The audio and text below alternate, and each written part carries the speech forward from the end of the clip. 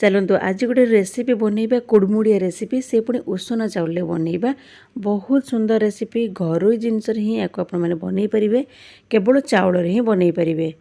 तो नमस्कार मानी उड़िया ब्लॉग को आपण समस्त को स्वागत।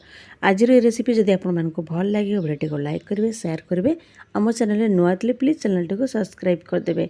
तो डेरी न करी चलतु स्टार्ट करना आज कुड़मुड़िया रेसिपी को। तो ये कुड़मुड़िया रेसिपी बनवाई फास्ट आमको दरकार उषुना चाउल। ये मु उषुना चाउल पाखापाखि 500 ग्राम हो पानी ताको 2 ରୁ 3 घंटा अति कम भिजे कि भलसे नहीं नियंतु। तापर देखंतु ये भलसे पूरा देखिपे मुझे धोई नहीं आउ मिक्सिंग जार थे एक्चुअली ग्राइंडिंग करनी देखापी आपन को भूली जाइली। तो सेकेंड पार्ट जो मुझे ग्राइंडिंग कली आपको देखली देखूँ। तो या ग्राइंडिंग करेंगे टिके खदड़ा करके ग्राइंडिंग करेंगे एकदम प्लेन करेंगे। ये हाथ में नहीं मुझे देखुची पूरापूरी दाना दाना होकी अच्छे बिल्कुल भी आपको पूरापूरी प्लेन करेंगे। जिते दाना दाना होकी रते आम ये कुड़मुड़िया बहुत बढ़िया भाव में रेडी हो। तो ये देखो थर्ड पार्ट भी मैं भलसे ग्राइंडिंग करनेली। तो यही रेसिपी की सब वर्गर लोक मैंने खाईपर जेहेतु ये आम उषुना चाउल बनईचे। तो तापर देखो ये गोटे कढ़ई ये मुझे 2 गिना पाखापाखि हो पानी नहीं आ पानी की गरम करने लो फ्लेम रे हमको छाड़ देछि। तो एपटे जो मु चाउल को ग्राइंडिंग करथिली से भलसे पानी देके या भल भाव में फास्ट आम मेल्ट करनबा। तो टिके पानी करके या नहीं नेबे। तापर देखंतु जो कढ़ई रे आम 2 गिना पानी की बसई देथिले गरम करने से कढ़ई रे ए सब आम चाउल बटा को आम पकई नेबा। तो चाउल बटा दे सारा पर आम गैस फ्लेम को फास्ट हाई करवा।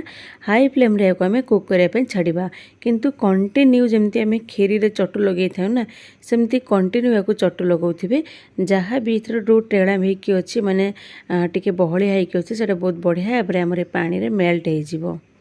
तो ये मते टिके बेसी बहल लगिला से जो कढ़ई रे आ जहाँ टिके टिके थिला से धोईकी मु हाफ गिना पाखापाखि पानी एथरे ऐड करदेली टिके बेसी मात्रा रे एथरे पानी देथिबे। तो एबे कौन करबा ताको एमती काम कंटिन्यू चलई नेबी गैस फ्लेम को हाई करके तापर या ऊपर आम मसला मसला की सब पकई नेबा। तो ये स्वाद अनुसार पकई देबा लुण। तो क्वांटिटी को देखिके आपण माने लुण को यूज करेंगे। आउ एथिरे मु पकई देबी गोटे चामच पकईथी गोटा जीरा पकईची। आउ एठी गोटा जीरा पर आपण माने एथिरे टिके चाहिले जुआणी भी पकई पारिबे। एटा डाइजेशन करने ପାଇଁ भी बहुत बढ़िया काम दबो और गोटे फ्लेवर भी एथिरे बहुत बढ़िया आसीबो। तो गोटे चामच पकईदिनी मु लंका गुंड पकाउछि एटा होममेड लंका गुंड अछि। तो चाहिए आपण माने एठी काश्मीरी रेड चिली भी पकई पारिबो टिके रेड रेड देखा जिवो। आ लंका गुंडटा आपनको हिसाब रे पकेबे केते रागो खाइबे से हिसाब रे आपण माने एठी लंका गुंड को यूज करिवे। तो एबे देखंतु मोडी चट्टू लगे आरंभ कली पूरा कंटिन्यू तक एमती लगेबे। एटा बिल्कुल डरिबार नहीं बिल्कुल भी आमर टेड़ा बांधबनी किंतु कंटिन्यू या एमती चलाउथिबे। तो आस्ते आस्ते देखो 5 मिनिट पर आस्ते आस्ते टिके टिके बहड़ा लगिलानी। तो ये उषुना चाउल बनईकि आपण मैंने वर्षे कि 6 मास पाखापाखि या स्टोर करके रखिपारे। जिते बड़े भी इच्छा हे कि सन्धार आपण मैंने चाह पीउछंती ता सत्या को आपण मैंने सांग सांग छाणीबे आ खाईपारे ना तो छाणिकी भी ताको रखिपारे। तो देखो ये आस्ते आस्ते एटा बहुत बढ़िया भाव में आमर माने जंतुणी टाइप रे हो गलानी सीझी गला पर चाउलर कलर ही चेंज हो गलानी।